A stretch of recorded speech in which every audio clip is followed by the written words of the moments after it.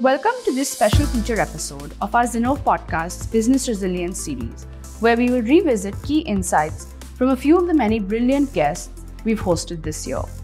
Hi, I'm Avanti from Zinnov and your host for today.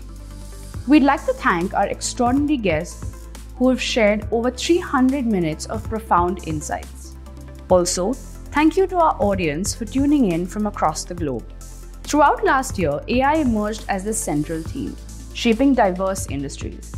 Generative AI's impact has democratized artificial intelligence, offering much more universal accessibility.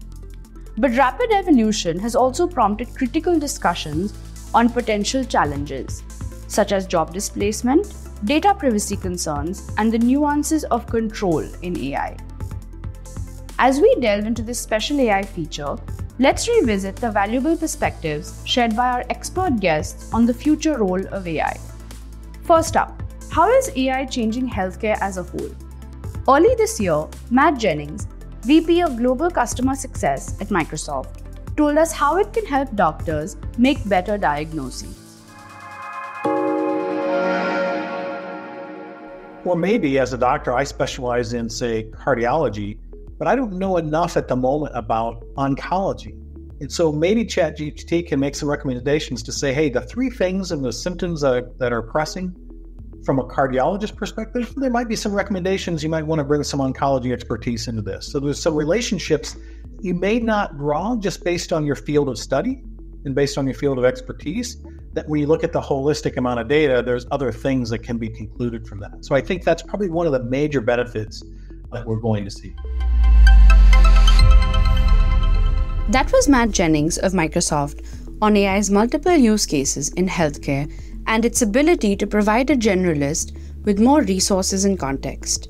Transitioning to another healthcare application, back in April, Hema Purohit, Microsoft's CTO for healthcare and public sector in EMEA, highlighted how AI is moving medicine from reactive to predictive. The future of AI and analytics is very much around helping us to become predictive rather than being reactive in healthcare. So if you're a nurse, you're a radiologist, whoever you are in the hospital today, the biggest problem is you just can't see enough people. There aren't enough hours in the day. But if we're using AI and analytics to help you to do some of the more mundane administrative side of those tasks, then you're being given that time back. So where healthcare today is seen as it's a really stressful job, it's hard, it's low pay, etc., I think the use of technology in the future will attract more talent, because ultimately people who go into healthcare do it because they have a passion.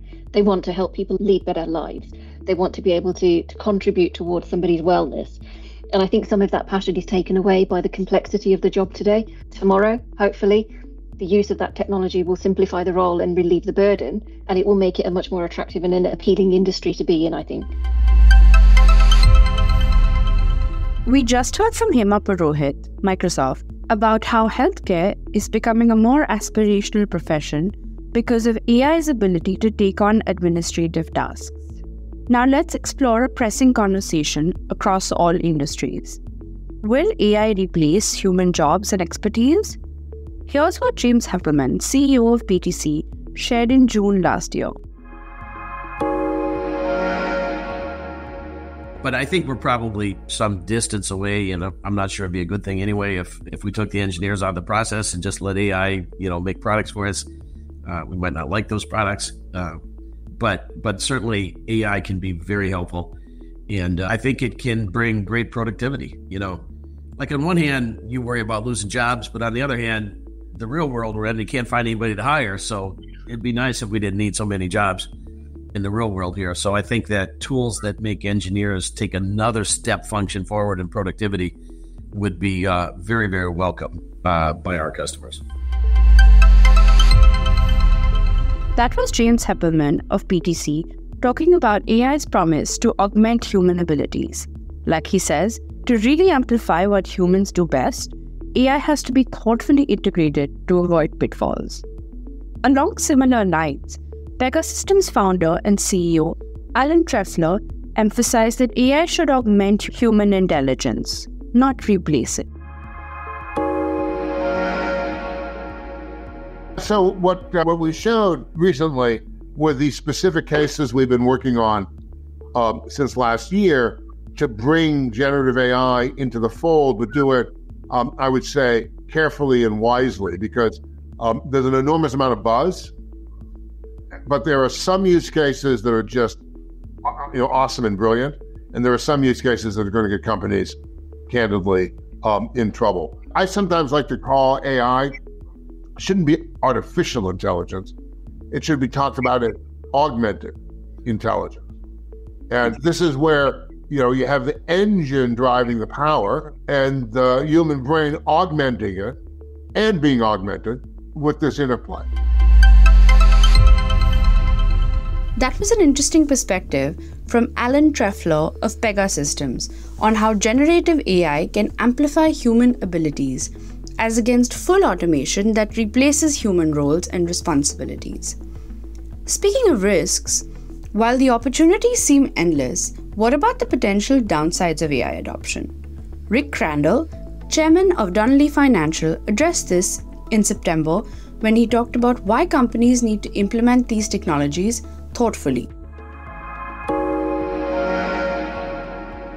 It's definitely looked upon as an opportunity.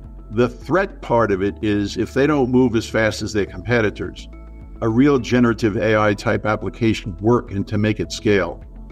It takes some resources. Now, of course, a VC startup can get significant financing from the venture capitalists, but the bigger concern that's expressed is, are we moving fast enough? Are we learning how to use this technology fast enough so that we can stay apace or keep ahead of our competition? Great insights shared by Rick Crandall of the Donnelley Financial. Shifting gears now, let's look at how AI can transform customer engagement and business operations. Here's what Lanham Napier, president of Amelia, said earlier this year. And what's happening now is AI is going to give us smart SaaS, and we're going to get AI in all our workflows. Meanwhile, the LLMs have been around, and while the technology has been around, the rate shows us how fast it's improving. So today, when systems are knocking out over half the problems that show up, there'll be a day where it's knocking out almost all the problems that show up. And the productivity boost, the application of that tech in a business, when you think about output per employee or whatnot. Now, what's an employee? That's going to be an interesting thing to define. Chick was just talking about digital employees, but I think net means getting AI into a workflow and solving problems is what is going to happen inside businesses. That was a great real-world example of AI chatbots shared by Lanham Napier of Amelia, talking about handling high volumes of repetitive customer inquiries and thus boosting productivity. As he noted, we're still early in the AI revolution, but the future potential is tremendous. From reimagining healthcare to redefining work, it's been eye-opening to explore AI's wide-ranging implications across sectors. As this year unfolds, it's important that companies look at AI more as a marathon rather than a one-time sprint. Lasting success comes to those who pace themselves for the long haul.